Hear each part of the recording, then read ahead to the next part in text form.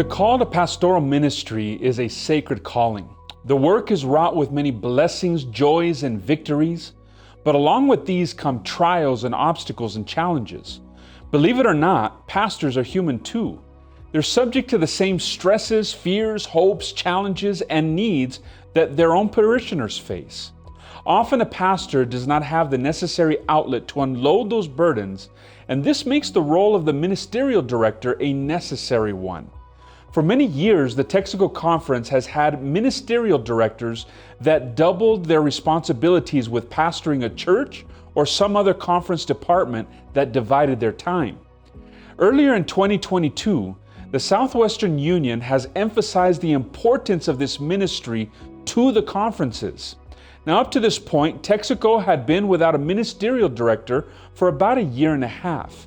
And to further support the Texaco Conference and its need to provide the necessary care and equipping for its pastors, the union has provided funding to Texaco for the purpose of adding the ministerial director to a full-time capacity without being encumbered with another position that would monopolize this important ministry to our pastors. For the first time in several decades, the Texaco Conference can proudly claim a full-time ministerial director to support the challenges and needs of its pastors. Since the work of a pastor is all about ministering to the needs of others, the personal needs of the pastor often go unmet. Now, every person was created for connection and relationship, and sometimes pastors are some of the loneliest people in our congregations. Many pastors are characterized by having an alpha personality. They're strong, they're determined, and manifest authority, which makes it difficult for them to confess that they themselves need pastoral care. Now, the work of the ministerial director is to be the pastor to the pastor. The ministerial director becomes a safe person where a pastor can turn to in times of need. Pastor visitation is a high priority and is intended to befriend and offer help and support, grace and restoration. A pastor needs to know that there is a place to share weaknesses, difficulties, and personal battles of ministry. Now, during moments of crisis and tragedy or a need for intervention, the ministerial director can provide help and support during a difficult time, as well as provide the resources that may be necessary to aid in such experiences. Now, while it might seem that the role of the ministerial director is to provide help in times of less than ideal circumstances, one of the greatest joys of the office is to affirm and to encourage pastors, as well as to provide tools and training to equip them to become not only better pastors, but also husbands and fathers. Now, our pastors need to feel valued and loved and appreciated. And so what I want to do is I want to share with you some staggering statistics. 75% of pastors report being extremely stressed or highly stressed. Now, 90% feel fatigued and worn out every single week.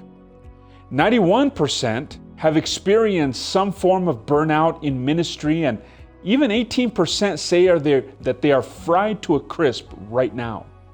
70% of pastors say that they have a lower self-esteem now than when they entered into ministry. 70% constantly fight with depression. Or how about 50%? They feel so discouraged that they would leave their ministry if they could, but can't find another job. Or how about 80% of pastors believe their pastoral ministry has negatively affected their families, and 33% said it was an outright hazard to their families. Or how about 80% of ministry spouses feel left out and unappreciated in their church? Or 77% feel that they do not have a good marriage? Now think about this. With statistics like these, it is no wonder that there has been a major emphasis by our union as well as our conference to meet our pastors' challenges through the ministerial department. It is my goal as ministerial director to simply be available to our pastors, The need for healthy, strong, and mentally fit pastors is greater than ever, and we here in the Texaco Conference want to make significant advancements against the strongholds of the enemy, as well as enhance and edify the work of energetic, vibrant, and happy workers of the gospel. More than anything, pray for your pastor. Appreciate him and his wife. Let them know that you love them. That will go a long ways in finishing the work, not only here in Texaco, but throughout the world. God bless.